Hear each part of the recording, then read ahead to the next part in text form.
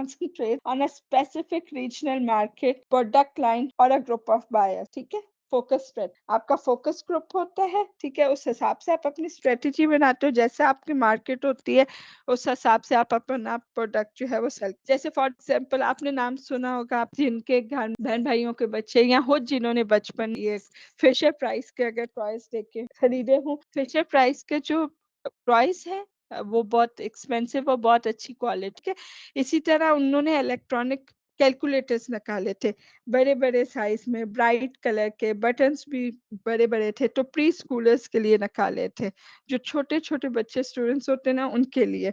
तो ये उन्होंने अपनी जो है फ़ोकस स्ट्रैटेजी रखी थी कि जो टारगेट मार्केट थी वो प्री स्कूलर्स थे, ठीक है? वो मतलब उनके पेरेंट्स, वो ग्रुप जिनके बच्चे बहुत छोटे-छोटे, तो वो ब्राइट कलर के और अच्छे और बड़े कैलकुलेटर्स उन्होंने निकाले, टॉयज़ भी इसी तरह वो उन्होंने निकाले। तो ये उनकी एक आप कह सकते हो कि फ़ोकस स्ट्रैटेजी। वैसे आप जो कंपनीज़ में बोल रही हूँ उसकी वेबसाइट्स ओपन करके आप देख भी सकते हैं, आपको थोड़ा-सा चीज़ें बेहतर समझ आ जाएगी। अगली है स्ट्रैटेजी, ये थी पॉटर जेनेरिक स्ट्रैटेजी, ये मैंने आपको ये भी बता दिया। इधर से ये कंपनीज़ है, ये देख लीजिएगा, जो ये मैं एग्ज़ाम्पल में आपको बता चुकी हूँ रोलेक्स वॉचेस की और ये सारी टाइम। नेक्स्ट है माइल्स एंड स्नो टोपोलॉजी, इसमें प्रोस्पेक्टर स्ट्रैटेजी आ जाती है, डिफेंडर स्ट्रैटेजी आ जाती है, एनालाइज़र स्ट्रैटेजी आ जाती है और रिएक्टर स्ट्रैटेजी आ जाती है।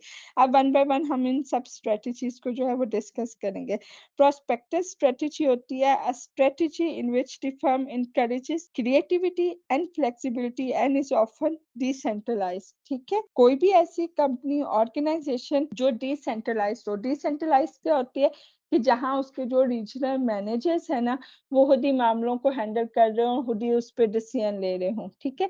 सेंट्रलाइज़ ये होता है कि अगर उनके हेड ऑफिस यूरोप में है और आगे फर्दर ब्रांचेस एशिया में, चाइना मतलब डिफरेंट जगह पे है, मगर डिसीजन वहाँ सेंट्रलाइज़ होता है और सब जगह बस वो इम्पोज़ हो जाता है। डिसेंट्रलाइज़ जैसे जॉनसन एंड जॉनसन कंपनी का भी है, वो अभी दुनिया में जहाँ-जहाँ उसके स्टोर है, उनके जो-जो मैनेजर भी हायर किए हुए, वो अपने मार्केट के हिसाब से जो डिसीजन भी ले, वो वहाँ पे ले उनको इजाज़त है, वो इम्प्लीमेंट कर सकते हो। हर कोई अपनी स्ट्रैटेजी बना के अपनी सेल्स इंक्रीज़ करने की कोशिश कर रहा होता है, तो ये डिसेंट्रलाइज़्ड होते हैं। तो प्रोस्पेक्टर स्ट्रैटेजी ये होती है एक ऐसी स्ट्रैटेजी जिसमें क्रिएटिविटी, फ्लेक्सिबिलिटी को एनकरेज किया जाए और ये उन्हीं में होता है जहाँ ज़्यादातर डिसेंट्रलाइज़्ड, ठीक है?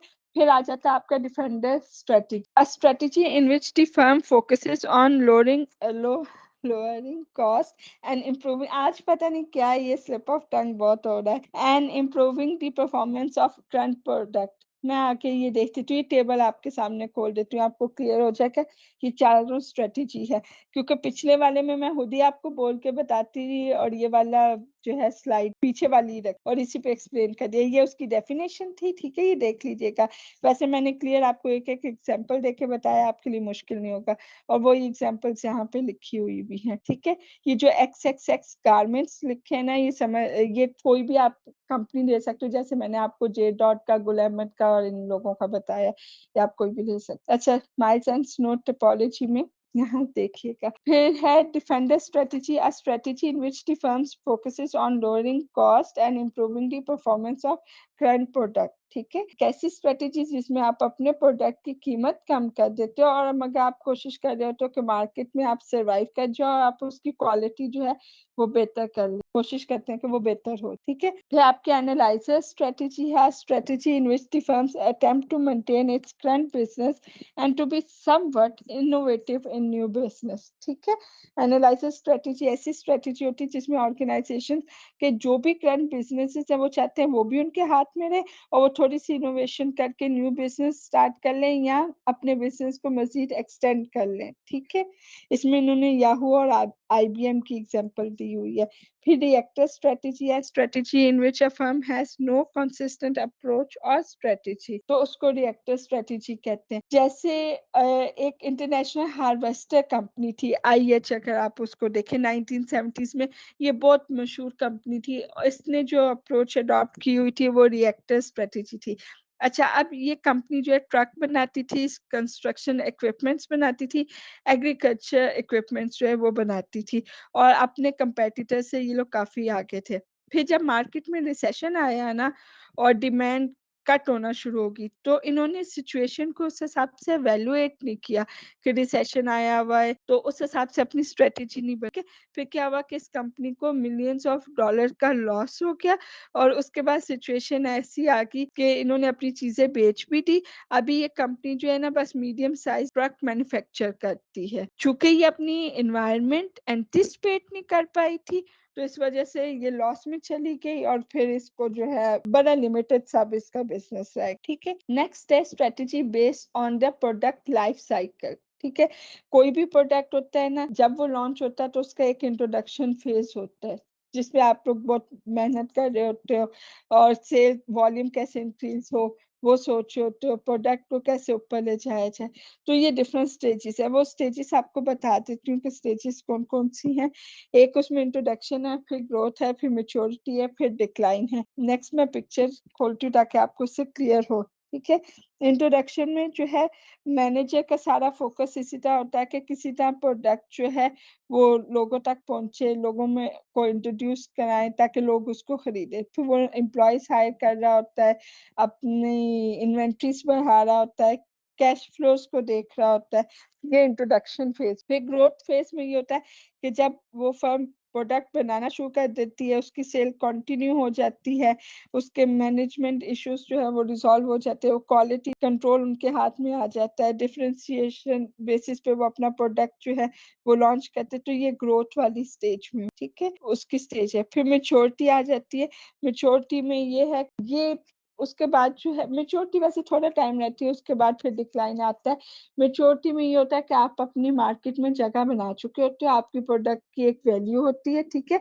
ओवरऑल डिमांड जो है वो आपकी प्रोडक्ट की स्लो डाउन होना शुरू हो जाती है और जो न्यू फर्म मार्केट में आ रही होती है क्योंकि ग्रोथ टाइम पीरियड में तो आपके राइवल्स भी बहुत सारे आते हैं, डायनामिक एनवायरनमेंट होती है, मगर जब मैच्योरिटी आ जाती है, तो फिर न्यू बिज़नेसेस उस टाइम आपके राइवल जो है नहीं आ रहे होते, आप मैच्योरिटी पे पहुँचे हो। तो उसके बाद डिक्लाइन की स्टेज आ जाती है, डिक्लाइन में ये होता है कि सेल्स टोटली ड्रॉप हो जाती है, प्रोडक्ट डिमांड ड्रॉप हो जाती है और एट टाइम ऐसा सिचुएशन आता है कि बिज़नेसेस भी जो हैं वो क्लोज़ हो जाते हैं। ये वही है जो मैंने अभी आपको एक्सप्लेन किया था, मार्केट इंट्रोडक्शन स्टेज है, ग्रोथ स्टेज है, नेक्स्ट मैच्योरिटी है और फिर डिक्लाइन है। चलिए इसको डिटेल में देख लेते हैं इन्होंने यहाँ मैं जो है आपकी बुक में क्या-क्या मेंशन किया है। मार्केट इंट्रोडक्शन स्टेज में ये होता है कि कॉस्ट आर वेरी हाई, बस ये चीज़ तो मैं बता चुकी हूँ, टाइम वेस्ट ही है। चलिए बता देती हूँ, कॉम्पिटिशन इतना नहीं होता, डिमांड आपको बनानी पड़ती है, क्रिएट करनी पड़ती है।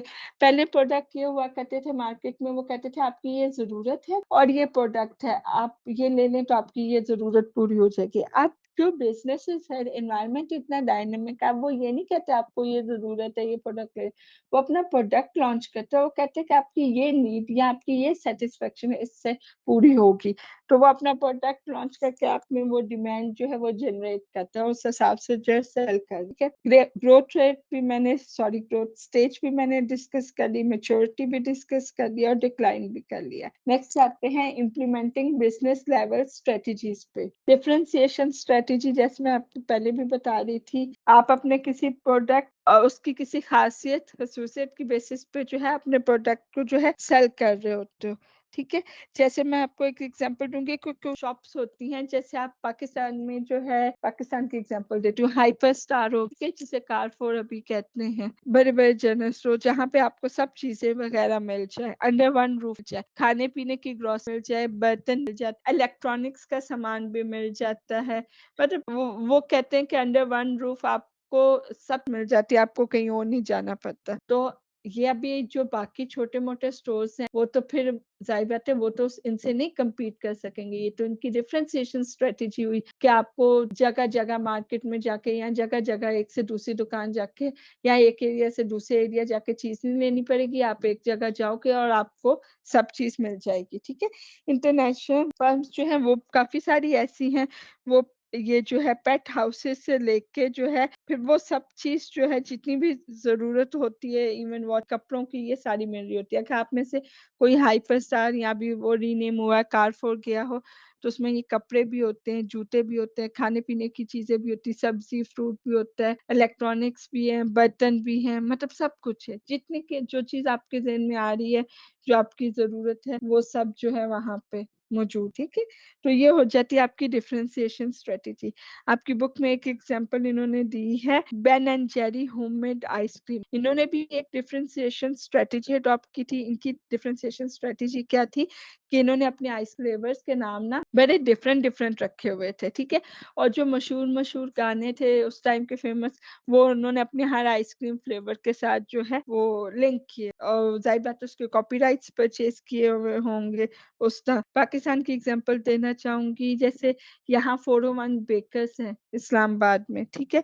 अब वो कस्टमाइज्ड केक्स बनाते हैं, उनकी टारगेट मार्केट है, तो वो उस टारगेट मार्केट के हिसाब से चीजें बना रहे होते है, तो वो केक ही खाने वाला, मगर चूंकि उसकी टारगेट मार्केट अलग है, वो उसको डिफरेंशिएशन बेसिस पे बेच रहे होते हैं, तो वो उसकी कीमत थोड़ी ज्यादा लगाते हैं कि कस्टमाइज्ड केक है, फॉन्डेंट केक्स है, ठीक है। इसके अलावा बस ये 2 एग्जांपल्स इन्होंने इधर दी। अच्छा, एक और एग्जांपल है कि अगर कोई कोरियर सर्विस हो और वो कहे कि मैं विद इन 24 आवर्स जो है आपका प्रोडक्ट डिलीवर कर दूंगा, ठीक है। या अगर वो कहे कि आप ऑनलाइन शॉपिंग कर लें, और अगर किसी किस्म का कोई बटन लॉस्ट बटन हो, बटन टूटा हुआ हो या जिपर टूटा हुआ हो, तो हम आपको इमीडिएटली रिप्लेस कर देंगे या आपके पैसे रिटर्न कर देंगे। तो ये भी डिफरेंशिएशन स्ट्रेटेजी है, क्योंकि हर बिजनेस जो है वो रिप्लेस जल्दी नहीं करता, या मनी बैक गारंटी हर कोई ऑफर नहीं कर रहा होता, ठीक है। तो ये भी जो कंपनीज करती हैं, ये उनकी differentiation strategy. Overall cost leadership strategy ये है, ये तो मैं बता चुकी। ओवरऑल कॉस्ट लीडरशिप स्ट्रेटेजी यही होती है कि आपका जो फोकस है वो ये है कि जो जितने प्रोडक्ट के एट्रीब्यूट्स है और जितनी कस्टमर्स की नीड्स है, वो प्राइसिंग जो प्रोडक्ट की है वो कम रखी हुई है, ठीक है। तो चीजें वो सस्ती पड़ जाती है।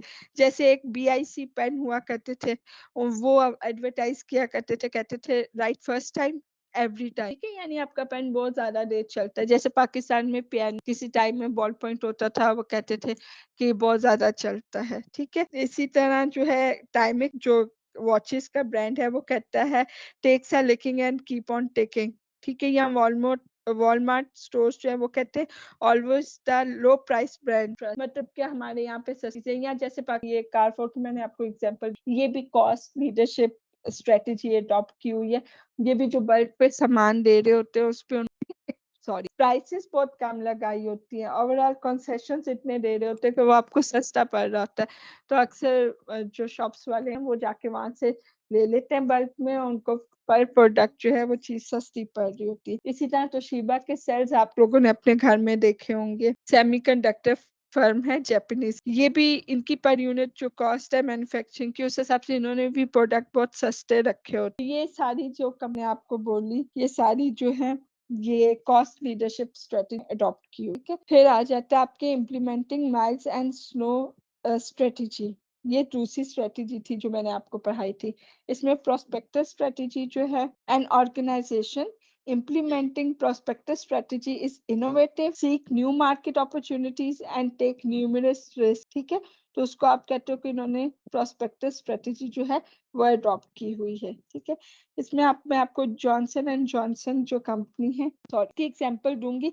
आपके घर में वैसे ये पाउडर्स और लोशन जो है अगर ये हो तो आप देखें अक्सर जॉनसन एंड जॉनसन कंपनी के होते हैं, और इनके गिफ्ट पैक्स वगैरह होते हैं, ठीक है।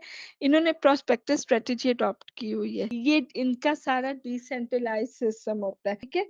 अक्रॉस कॉन्टिनेंट्स जहाँ जितने भी इनके यूनिट्स हैं, सेपरेट यूनिट्स है, वहाँ उनके जो मैनेजर्स है वो डिसीजन मेकिंग भी वो कर रहे होते हैं, रिस्पॉन्सिबिलिटी भी उनकी होती है, अथॉरिटी भी उनकी होती है। अगर वो कोई न्यू प्रोडक्ट अपने मार्केट के हिसाब से लॉन्च करना चाहते हैं तो वो कर सकते। तो इस स्ट्रेटेजी की वजह से जॉनसन एंड जॉनसन की जो सेल्स है वो ग्रो ज्यादा भी होती है, और वो जो time to time new product भी आप देखोगे कि वो लॉन्च करते रहे। डिफेंडर स्ट्रेटेजी जैसे मैंने वैसे आपको पहले एक्सप्लेन की थी, an organisation implementing a defender strategy attempt to protect its market from new competitors. जैसे मिसेस फील्ड की एक एग्जांपल दूंगी, ये high quality high price cookies बनाते थे, ठीक है। जब इन्होंने हाई क्वालिटी और हाई प्राइस कुकीज बनाई, जारी बात है हाई प्राइस प्राइस जब हो तो वो एक फिर आपकी स्पेसिफिक टारगेट मार्केट होती, हर कोई तो उसको नहीं खरीद सकता। तो फिर उसकी जो है ना, जब ये चीज मशहूर होगी, फेमस होगी, तो फिर बहुत सारे लोगों ने जो है होममेड कुकीज ऐसे बनाना शुरू कर दी कि इसकी डिमांड है मार्केट में, तो हम भी ये जो है चीज बना लें। ठीक है, तो उसमें ये होता है कि सक्सेस तब भी होती है जब आप अपनी मार्केट रिटेन कर लो। ठीक है, कंपटीशन जितना भी है उसे सस्टेन कर लो, अपनी डिमांड रिड्यूस ना होने दो। ठीक है, मिसेस फील्ड ने भी यही किया था, मार्केट पोजीशन उनकी थ्रेटन हो गई थी जब उनका प्रोडक्ट मशहूर हो गया, तो उनकी देखा देखी बहुत सारे लोगों ने कुकीज बनाना शुरू कर दी, मगर उन्होंने अपनी कुकीज को उतना ही हाई प्राइस रखा और उसकी क्वालिटी मेंटेन रखी, क्वालिटी नहीं ड्रॉप होने दी। वरना अक्सर ऑर्गेनाइजेशंस क्या करती है कि कंपेटिटर ज्यादा आ जाते हैं तो अपने आप को सेव करने बचाने के लिए जो है वो प्राइस कम कर देती है। जब प्राइस कम करती जाए बात है, ओवरऑल सारे बिजनेस पे इफेक्ट पड़ता है, फिर वो प्रोडक्ट क्वालिटी भी कॉम्प्रोमाइज कर देती है या क्वांटिटी कॉम्प्रोमाइज हो जाती। ठीक है, जैसे अभी आपके जितने भी ये चिप्स के पैकेट्स वगैरह, आपको पता है लेस ने वेवी को टेक ओवर कर लिया, तो उन्होंने पहले में क्या किया कि जितने भी पैकेट्स थे उसमें क्वांटिटी कम कर दी, चिप्स कम डालना शुरू कर दी। ठीक है, या तो ये था कि वो प्राइस इंक्रीज कर देते, या ये था कि प्रोडक्ट उस हिसाब से, उन्होंने प्रोडक्ट कम किया, उसके बाद आप जब प्राइस इंक्रीज कर दी और पैकेजिंग उस हिसाब से करती, तो वो उस हिसाब से जो है मार्केट जो प्रेशर वो सस्टेन नहीं कर पाया। अब आगे जाके देखते हैं क्या उनका होता है। Analyzes strategy, an organization implementing an analyzer strategy attempt to maintain its current business and to be somewhat innovative in new business। तो वो ये एनालाइजर स्ट्रेटेजी की जो है कैटेगरी के कि जो अपने करंट बिजनेस को भी मेंटेन करना चाहे, कुछ मजीद न्यू इनोवेशंस भी लाएं ताकि वो जो है चलता रहे।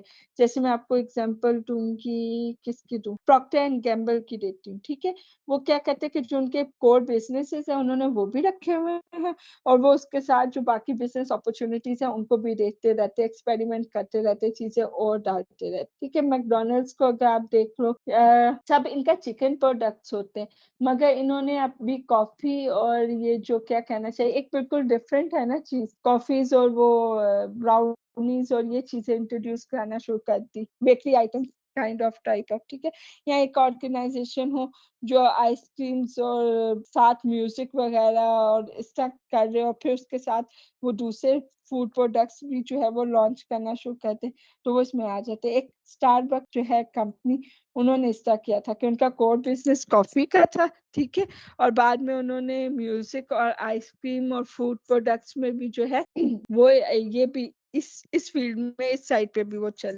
नेक्स्ट है आपका diversification strategy। Diversification क्या होता है? The number of different businesses that an organization is engaged and the extent to which these businesses are related to one another। ठीक है, तो वो डाइवर्सिफिकेशन स्ट्रेटेजी हो जाती है। आपके मुल्क में ऐसी काफी सारी कंपनीज है जो सिंगल प्रोडक्ट स्ट्रेटेजी इन्होंने अडॉप्ट की हुई है, डाइवर्सिफिकेशन स्ट्रेटेजी भी अडॉप्ट की हुई है। ठीक है, जैसे ये प्रॉक्टर एंड गैम्बल की मैं आपको एग्जांपल देती रहती हूँ।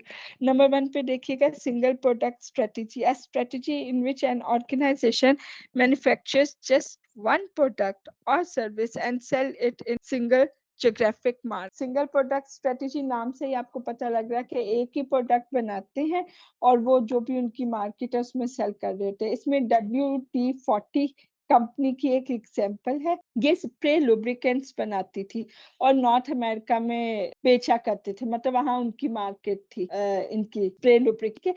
ये सिंगल प्रोडक्ट चूंकि बना रहे, तो इसका सिंगल प्रोडक्ट का ये होता है कि अगर तो क्वालिटी बहुत अच्छी है और उसने मार्केट रखी हुई अपने हाथ में, तो ये उसकी स्ट्रेंथ, और अगर उसकी डिमांड खत्म हो जाती है तो फिर वो कंपनी खत्म हो जाती है, क्योंकि एक ही प्रोडक्ट पे रिलाई कर रहे होते हैं ना, ज्यादा प्रोडक्ट पे नहीं है कि एक ही मार्केट खत्म हुई तो आप दूसरे पे कर जाओगे। तो इसका यही था कि ये इनकी टारगेट मार्केट भी सिर्फ नॉर्थ अमेरिका था और ये स्प्रे लुब्रिकेंट्स थे और ये बनाते भी एक थे। एक दूसरी एग्जांपल ये कि जैसे नए नए जब ये आए थे ना, कलर टेलीविजन आए थे, लो प्राइस कलर टेलीविजन थे, तो इन्होंने ब्लैक एंड व्हाइट जो टेलीविजन थे और जो उनकी कंपनीज थी उनको रिप्लेस कर दिया था। अब भले वो जितनी मर्जी अच्छी क्वालिटी की black and white television company replace. फिर एक तीसरी एग्जांपल ये कि जब आपके स्मार्टफोन्स आए हैं, पहले आपको पता है कि ये बटन्स वाले और बहुत महंगे महंगे और अच्छी अच्छी कंपनी के भी होते थे, फिर जब ये चाइनीज़ और दूसरे टच हुए और ये सस्ते भी थे प्राइस में और टेक्नोलॉजी भी डिफरेंट है और ईज़ भी है यूज़ करना, तो जो है वो टेक ओवर। नेक्स्ट है related diversification, a strategy in which organisation operates in several businesses that are somehow linked with one another. ठीक है, इसमें मैं आपको ज़ीन की एग्जांपल दे दूंगी। कैम्ब्रिज ब्रांड आपने सुना होगा, ऑक्सफोर्ड वालों का, कैम्ब्रिज बल्कि, हाँ जी कैम्ब्रिज। ये जेंट्स की शूटिंग में भी डील करते हैं, पैंट शर्ट्स वगैरह, शलवार कमीज वगैरह। ठीक है, फिर जीन जो है वो इनका लेडीज का सेक्स आ जाता है, कपड़े वगैरह। फिर इन्होंने स्कार्फ्स रखे हुए हैं, ज्वेलरी रखी हुई है। ये जब प्रिंस चार्ल्स और केट मिडलटन आई थी पाकिस्तान, तो ये इस ब्रांड की इन्होंने ज्वेलरी ली के। फिर ये हो जाता है आपकी रिलेटेड डाइवर्सिफिकेशन। एक बिजनेस है मगर उससे रिलेटेड ने भी लिंक फील्ड्स है, उन्होंने वो भी सारी एक्सप्लोर की हुई है, वो बिजनेसेस भी किए हुए। दोबारा से जे डॉट की एग्जांपल दूंगी, जुनैद जमशेद ब्रांड की। आप देखें तो उन्होंने बच्चों की जो ड्रेसेस है, सूट्स, वो वाला, कपड़ों वाला भी उनका सेक्शन है, लेडीज का, जेंट्स का भी।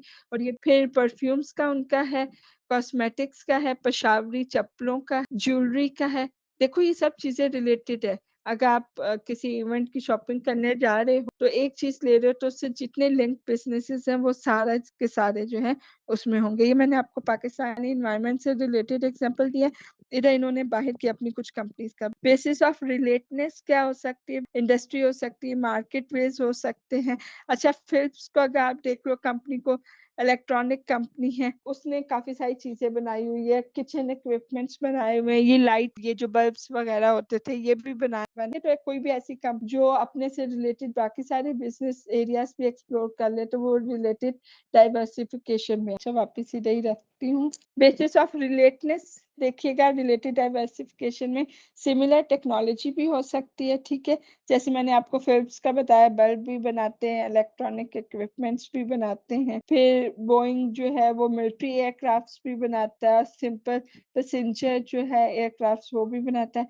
फिर नेक्स्ट बेसिस ऑफ रिलेटेडनेस जो है common distribution and market skills हो जाता है। ठीक है, जैसे क्राफ्ट फूड्स है, फ्रोजन फ्रूट्स बना रहे होते हैं। ठीक है, प्रॉक्टर एंड गैम्बल है, ये तो आपके अपने पाकिस्तान। फिर ग्रोसरी स्टोर्स ऐसे हो जाए जिनका डिस्ट्रीब्यूशन नेटवर्क हो अपना, या कॉमन मार्केटिंग स्किल्स हो, एडवर्टाइजिंग वगैरह, जैसे डिज्नी और यूनिवर्सल की है। तो ये आपके common brand name and reputation में आ जाता है, डिज्नी और यूनिवर्स। जैसे डिज्नी ने अपनी मूवी स्टूडियोज बनाए होते हैं, थीम पार्क बनाए होते हैं। ठीक है, तो अब उसी से रिलेटेड आप देखोगे कि जितने स्पोर्ट्स वियर हैं या बच्चों के लंच बॉक्सेस, बॉटल्स की मैंने एग्जांपल दी थी, तो वो उसके जितने रिलेटेड बिजनेसेस हैं वो भी उससे लिंक्ड होते हैं, उन्हें भी एडवांटेज जो है वो हो जाता है। ठीक है, इसके अलावा एडवांटेजेस ऑफ रिलेटेड डाइवर्सिफिकेशन है। डिज्नी की एग्जांपल लिखी हुई है आपकी बुक में।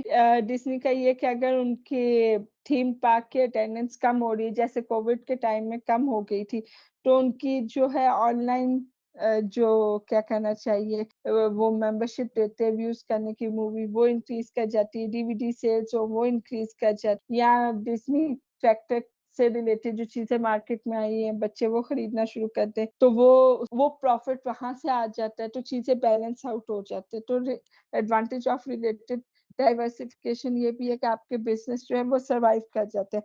अगर कहीं एक से आपको इनफ कैश नहीं आ रहा, तो उससे रिलेटेड जो दूसरा बिजनेस है वो उस कमी बेशी को दूर कर देता है, आपको वहां से जो है प्रॉफिट्स आ जाते हैं। एक मैंने आपको मैकडोनल्ड्स की एग्जांपल पहले दी थी। अब मैकडोनल्ड जो है ये सारे चिकन से रिलेटेड प्रोडक्ट बनाता है। और फिर कैफे प्रीमियम इन्होंने इंट्रोड्यूस किया, जिसमें कॉफी स्टैंड्स लगाए। फिर कॉफी स्टैंड्स थोड़े सक्सेसफुल हुए, तो उन्होंने ये कप केक्स और मफिन्स और ये चीजें देना शुरू कर दी। ये उससे रिलेटेड है, क्या क्या कुछ सॉल्टी ये लोग खा रहे जैसे चिकन का वो, तो उसके बाद ये मीठा या चाय का हिस्सा, तो ये चीज इन्होंने इंट्रोड्यूस कराई। ठीक है, अनरिलेटेड डाइवर्सिफिकेशन क्या होती है? Strategy in which an organisation operates multiple businesses that are not logically associated with one another। ठीक है, नाम से आपको क्लियर हो रहा है अनरिलेटेड डाइवर्सिफिकेशन मतलब ये किसी टाइम में वैसे बड़ा पॉपुलर कॉन्सेप्ट था 1970 क्या क्या आपने एक बिजनेस किया हुआ है और फिर आप दूसरा बिजनेस शुरू करना चाह रहे हो, तो आप ऑल टुगेदर दूसरा बिल्कुल डिफरेंट कर लो, ताकि अगर एक की टारगेट मार्केट जो है डिक्लाइन में हो, तो आप दूसरे से बच जाओ। जैसे क्वैकर ओट्स अभी भी आप आपको स्टोर्स पे ये नजर आता होगा। इनका ये खाने पीने के सामान होते थे। इन्होंने फिर अपनी क्लोथिंग चेन स्टार्ट कर दी, कपड़ों की जो थी, फिर टॉय कंपनी स्टार्ट कर दी, फिर रेस्टोरेंट बिजनेस। ठीक है, तो ये क्या कहना चाहिए कि ये अनरिलेटेड डाइवर्सिफिकेशन है। एक तरफ खाने पीने का आप बिजनेस कर रहे हो और फिर आप साथ में टॉय कंपनी या कपड़ों की कंपनी खोल लो। बिल्कुल एक डिफरेंट मार्केट है, एक डिफरेंट प्रोडक्ट है, उस पे आप इन्वेस्ट कर दो। अच्छा, इसका ये पॉपुलर इसलिए हुआ स्टेज टाइम पीरियड में 1970s में कि वो कहते थे कि इसका दो एडवांटेज है कि अगर आपका बिजनेस ग्रो कर रहा है, कोई आपने नया बिजनेस शुरू किया, वो ग्रो कर रहा है, हो सकता है आपका प्रीवियस वाला बिजनेस मेच्योरिटी वाली स्टेज पे हो या डिक्लाइन में हो।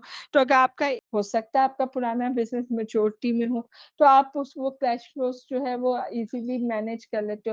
एक जगह अगर डिक्लाइन पे जा रहा है तो दूसरी जगह बढ़ रहा है, तो आप कभी लॉस में नहीं रहते। तो इसलिए भी लोग ये अनरिलेटेड डाइवर्सिफिकेशन इस तरफ जाते थे कि अगर डिमांड कम होगी, चले आपके पास एक ऐसा बिजनेस भी है जो आपको बचा लेगा, आप बिल्कुल कोलैप्स। कोविड के टाइम वाली चीजें काफी हुई। नेक्स्ट पे हमने जो इम्पोर्टेंट टॉपिक स्टार्ट किया वो formulating business level strategy start किया। तो उसमें हमने 3 इम्पोर्टेंट क्लासिफिकेशंस जो थी बिजनेस लेवल स्ट्रेटेजीज की वो पढ़ी। पॉटर जेनरिक स्ट्रेटेजी पढ़ी, माइल्स एंड टोपोलॉजी पढ़ी, strategies based on product life cycle जो है वो पढ़ा। ठीक है, पॉटर जेनरिक स्ट्रेटेजी हमने डिफरेंशिएशन स्ट्रेटेजी और cost leadership strategy focus study किया। पॉटर जेनरिक स्ट्रेटेजी की डिफरेंट एग्जांपल दी मैंने आपको कंपनी में कि डिफरेंशिएशन स्ट्रेटेजी की क्या एग्जांपल है, ओवरऑल कॉस्ट लीडरशिप की क्या है, फोकस की क्या है। आपको आपके मुल्क की कंपनीज की एग्जांपल वीडियो जो बाहर इंटरनेशनल मार्केटाइजेशन सर्वाइव कर रही है उनका भी बताया। डिमाइल्स एंड स्नो टोपोलॉजी पढ़ा, इसमें हमने prospective strategy, defender strategy, analyser strategy, reactor strategy जो है वो स्टडी किया। माइल्स एंड स्नो टोपोलॉजी में ये सब स्ट्रेटजी की और आगे उनकी एग्जांपल्स जो है वो हमने। इसके बाद strategy based on product life cycle, ये थर्ड स्ट्रेटेजी थी। ये पढ़ा कि किसी भी प्रोडक्ट का लाइफ साइकिल क्या होता है, उसकी इंट्रोडक्शन फेज होती है, फिर ग्रोथ होती है, मैच्योरिटी होती है, डिक्लाइन होता है, और ये हर प्रोडक्ट का, हर बिजनेस का यही लाइफ साइकिल होता है। ठीक है, इंट्रोडक्शन स्टेज पे क्या कैरेक्टरिस्टिक्स हैं, क्या चीजें, ग्रोथ स्टेज पे क्या है, मैच्योरिटी और डिक्लाइन में क्या है, ये मैंने आपके साथ। उसके बाद जब हमने ये तीनों स्ट्रेटेजीज पढ़ ली ना कि ये क्या होती हैं और इनकी फर्दर क्लासिफिकेशन क्या है, तो उसके बाद इम्प्लीमेंट हमने इसे कैसे, तो फिर हमने इम्प्लीमेंटेशन पढ़ा कि पॉटर जेनरिक स्ट्रेटेजी को में की जो आगे फर्दर स्ट्रेटेजी है, जैसे डिफरेंशिएशन स्ट्रेटेजी होगी या ओवरऑल कॉस्ट लीडरशिप स्ट्रेटेजी है, ये हमने कैसे इम्प्लीमेंट करनी, या माइल्स एंड स्नो स्ट्रेटेजीज जो है इनको आपके एनवायरनमेंट में कैसे किया। फिर डाइवर्सिटी स्ट्रेटेजी जिसमें single product strategy, related diversification and unrelated diversification जो है वो हम ब्रेक के बाद जो है ना ये पढ़ेंगे। ये तो मैंने अभी नहीं पढ़ाया ना, कि ये पढ़ा दिया नहीं, ये अभी नहीं पढ़ा। ब्रेक के बाद हम स्लाइड नंबर 4 ऑनवर्ड पढ़ेंगे। अभी तक मैंने आपको बिजनेस लेवल स्ट्रेटेजीज पढ़ाई हैं और बिजनेस लेवल स्ट्रेटेजी हम कैसे इम्प्लीमेंट करते हैं मैंने आपको वो पढ़ाया है। अब जब ब्रेक के बाद आएंगे फिर हम कॉर्पोरेट लेवल स्ट्रेट पढ़ेंगे और फिर उनको कैसे इम्प्लीमेंट करते हैं वो पढ़ के उसमें ये डिफरेंट मैट्रिक्स और डिफरेंट चीजें हैं वो रीड करें। इम्प्लीमेंटिंग कॉर्पोरेट लेवल स्ट्रेटेजी के आफ्टर ब्रेक आपको पढ़ाऊंगी। इससे पहले हमने बिजनेस लेवल स्ट्रेटेजीज पढ़ा था और इम्प्लीमेंटिंग बिजनेस लेवल स्ट्रेटेजीज पढ़ा, और उसमें डिफरेंट कॉन्सेप्ट स्टडीज किए थे। अब implementing corporate level strategy, becoming a diversified firm. Most organizations do not start out completely diversified. वो एक सिंगल बिजनेस लेते हैं, बिजनेस लेवल स्ट्रेटेजी अडॉप्ट करते हैं और लेटर ऑन अपनी रिसोर्सेज क्रिएट करते हैं, स्ट्रेंथ बनाते हैं रिलेटेड बिजनेस, और फिर डाइवर्सिफाइड फर्म जो है वो बन जाए। नेक्स्ट है डेवलपमेंट ऑफ न्यू प्रोडक्ट। इसमें मैं आपको एक एग्जांपल दूंगी, बल्कि जो आपके बुक में लिखा है वो भी आपको बता देती हूँ। Some firms diversify by developing their own new product and series within the boundaries of their traditional business operations. ठीक है, ज्यादातर कंपनीज ऑर्गेनाइजेशन ये करती है कि जो वो बिजनेस कर रही होती है ना, तो उससे मिलता जुलता न्यू प्रोडक्ट जो है वो लॉन्च कर देते हैं या उससे रिलेटेड सर्विसेज लॉन्च कर देते हैं, क्योंकि वो उनके लिए थोड़ा मैनेजेबल होता है। होंडा की एग्जांपल में आपको, कि होंडा आपको पता है ये मोटरसाइकिल्स, बाइक्स वगैरह जो है बनाने की इनिशियली जो ये जो कंपनी थी या इसकी जो टारगेट मार्केट थी वो मोटरसाइकिल मार्केट थी, ठीक है? तो काफ़ी साल ये वही इंजन्स बनाते रहे जो फ्यूल एफिशिएंट रहे और रिलायबल थे, स्मॉल छोटे। बाद में होंडा कंपनी ने क्या किया था कि जापानीज़ डोमेस्टिक मार्केट में जो है इन्होंने स्मॉल फ्यूल एफिशिएंट कार्स जो है वो लॉन्च की और फिर ये व्हीकल्स जो है यूनाइटेड स्टेट्स में सबसे पहले 1960 में लॉन्च हुई और उसके बाद फिर जब क्वालिटी बेहतर मज़ीद बेहतर हुई, डिमांड इंक्रीज़ की, तो फिर इन्होंने आगे जो है अपनी लग्ज़रियस कार जो है लाइन कहना चाहिए एक्वा लाइन और लग्ज़री कार्स वो इन्होंने मार्केट में इंट्रोड्यूस कराई।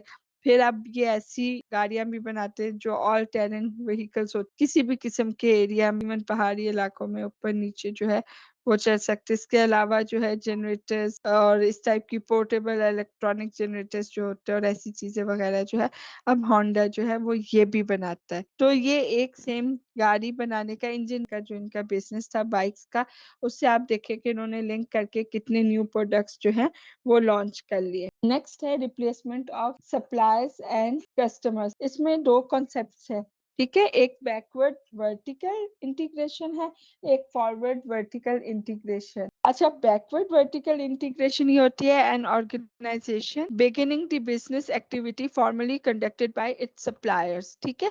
अगर कोई कंपनी ऑर्गेनाइजेशन है वो अपना एक प्रोडक्ट बना रही है और उस प्रोडक्ट को सेल करने के लिए वो किसी दूसरी प्रोडक्ट से पैकेजिंग का सामान खरीद रही है, ठीक है? और बाद में वो खुद ही पैकेजिंग का सब सामान खुद बनाना शुरू कर दे तो ये बैकवर्ड वर्टिकल इंटीग्रेशन हो जाती है, ठीक है? जैसे कैंपबेल जो है ये बनाने वाली एक कंपनी और ये किया करती थी कि इसकी सूप वगैरह है वो टिन में ये लोग बेचा करते थे और ये उसके लिए टिन जो है मैन्युफैक्चरर से होलसेलर से खरीदा करते थे।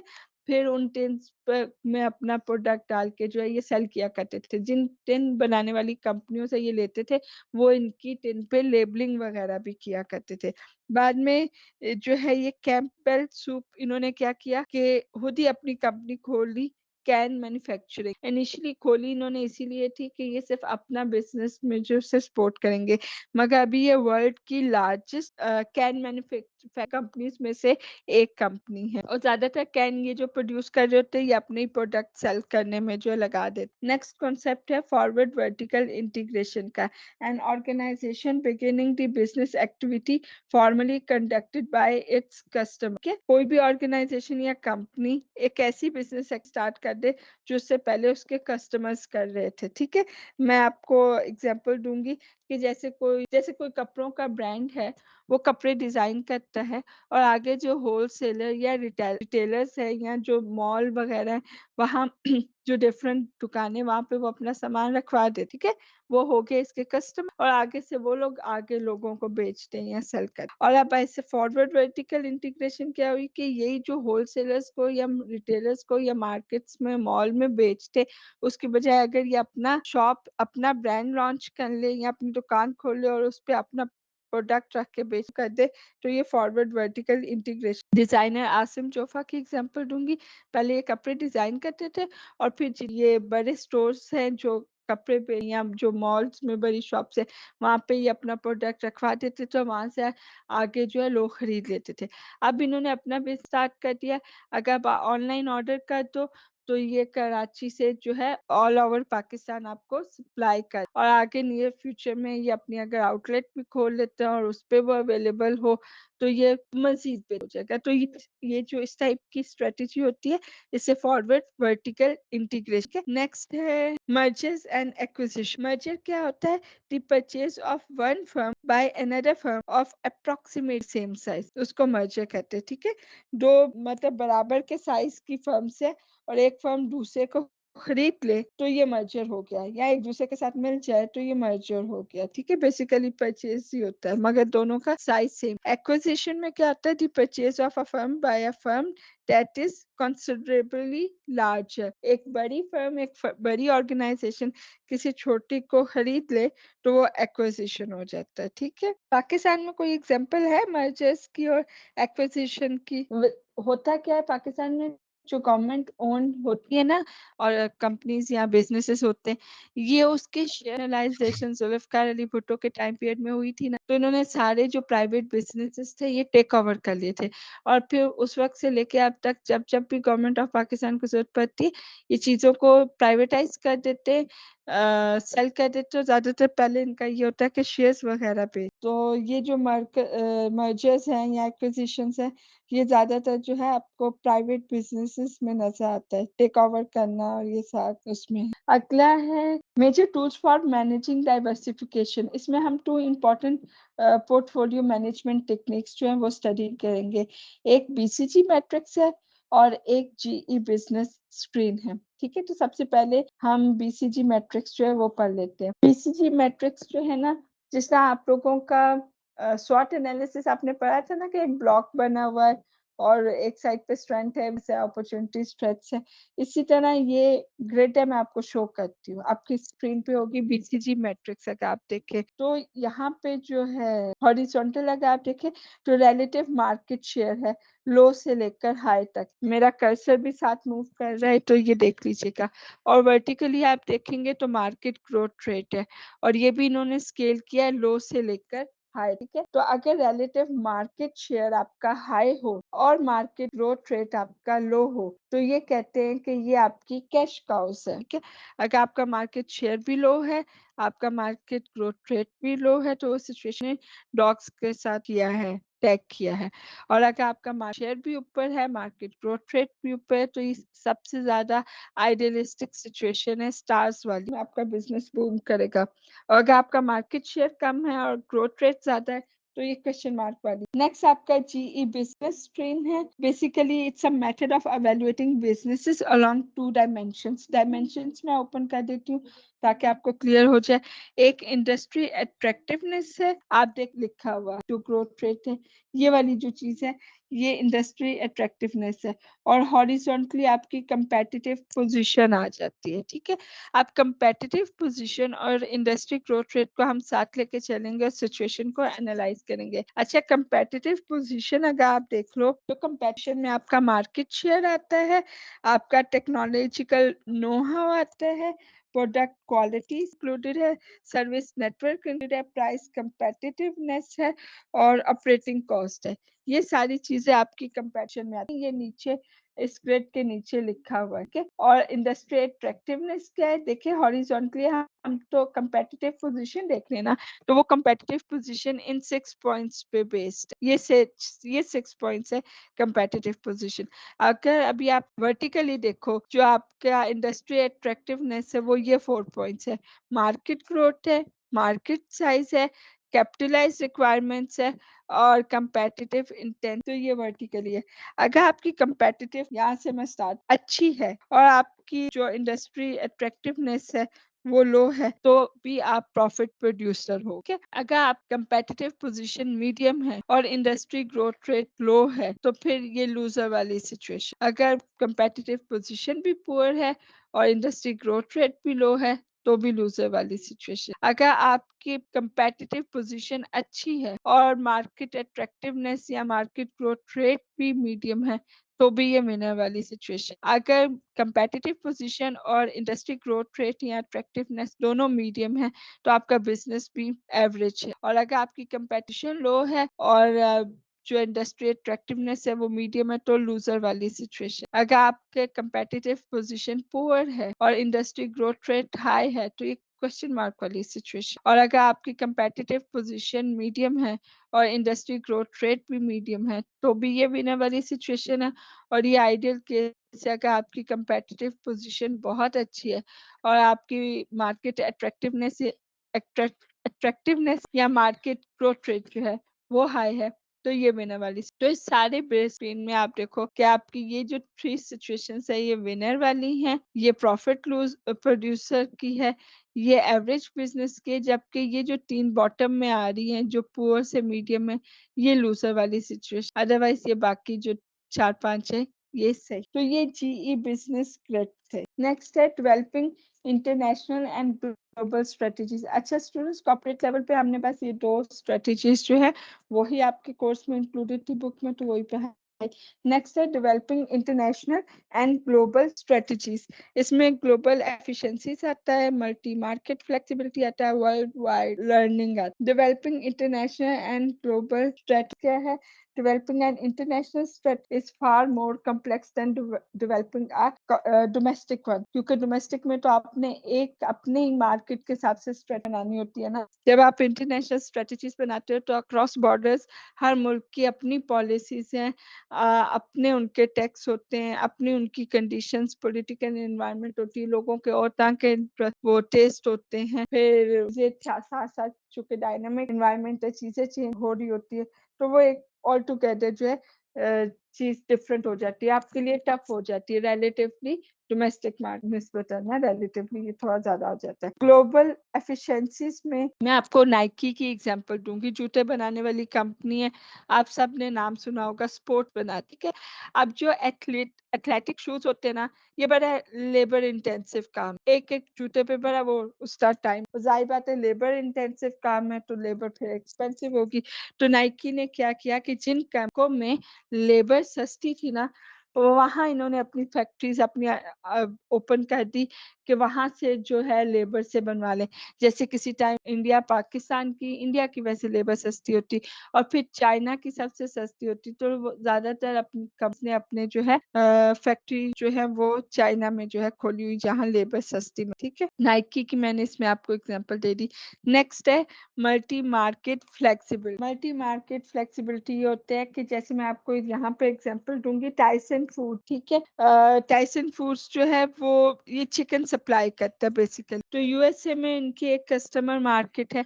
यूएसए चूंकि आपको पता है कि वहाँ लोग हेल्थ कॉन्शियस ज्यादा है और चिकन ब्रेस्ट की वहाँ पे डिमांड बहुत ज्यादा है। बाकी जो लेग्स और थाइस है उधर उनकी एग्जांपल नहीं। तो टाइसन फूड्स ने क्या करना शुरू किया कि चिकन ब्रेस्ट जो है वो ज्यादा बनाना शुरू कर दी और वो यूएसए में सेल करना शुरू कर दी।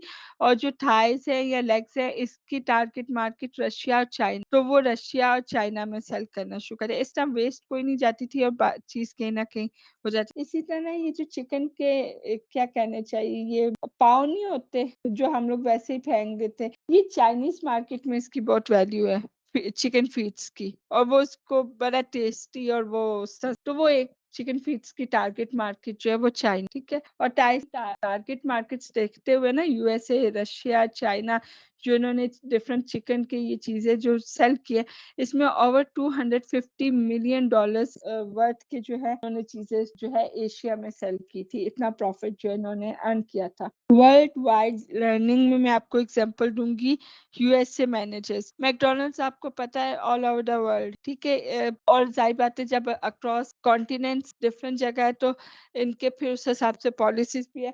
कोई मुल्क ऐसे होते हैं जिधर एरिया बहुत ज्यादा होता है तो आप उस हिसाब से अपने जो है रेस्टोरेंट्स वगैरह बना लेते हो। कुछ मुल्क की छोटे छोटे हैं और वर्टिकल बिल्डिंग्स का कॉन्सेप्ट है और मल्टी मल्टी स्टोरी बिल्डिंग्स है और वही शॉप्स है, वहीं पे कमर्शियल एक्टिविटी है, तो वहाँ थोड़ा तो यूएसए मैनेजर्स जो मैकडोनल्ड्स के, उनका ये ख्याल था कि रेस्टोरेंट्स जो है हमेशा फ्री स्टैंडिंग होने चाहिए और ऐसी जगह पे होनी चाहिए जहाँ ये स्मॉल टाउन्स हो गए, शहर वगैरह हो गए, ये एरियाज हो गए, आपने सेपरेट अपने रेस्टोरेंट खोले हुए और ड्राइव थ्रू में भी लोग आ रहे हैं जा रहे हैं, चीज बिक रही है। जब यही मैकडोनल्ड जापान में गया, वहाँ एक जापानीज फ्रेंचाइज थी, उन्होंने ये मैकडोनल्ड को जो राइट्स है इसके लिए, तो उन्होंने कहा कि इनर सिटी ऑफिस बिल्डिंग के अंदर मैकडोनल्ड। अब यूएसए समेत बाकी मुल्कों में ये अलग अलग है मैकडोनल्ड, और जापानीज जो फ्रेंचाइज जिन थी उनका ये ख्याल था कि इनर सिटी में ऑफिस बिल्डिंग के अंदर ये खोलेंगे तो चल पड़ेगा। अब बाकियों का ख्याल था नहीं चलेगा, मगर हुआ क्या कि वो रेस्टोरेंट एक सक्सेस रहा और मैकडोनल्ड को अच्छा खासा प्रॉफिट हुआ जापान में वही ऑफिस बिल्डिंग्स में खोलने पे।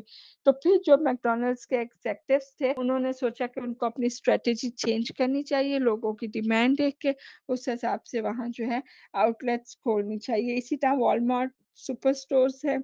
ठीक है, आप देखोगे कि ये चीजें वगैरह आपको एयरपोर्ट्स पे भी मिल रही होती है, वॉलमार्ट्स पे भी मिल रही होती है। तो ये इसी तरह डिफरेंट जो है जगह पे जिस तरह वैल्यू और डिमांड होती है उस हिसाब से वो कर लेते। नेक्स्ट है strategies alternative for international business. अच्छा, home rep strategy क्या है?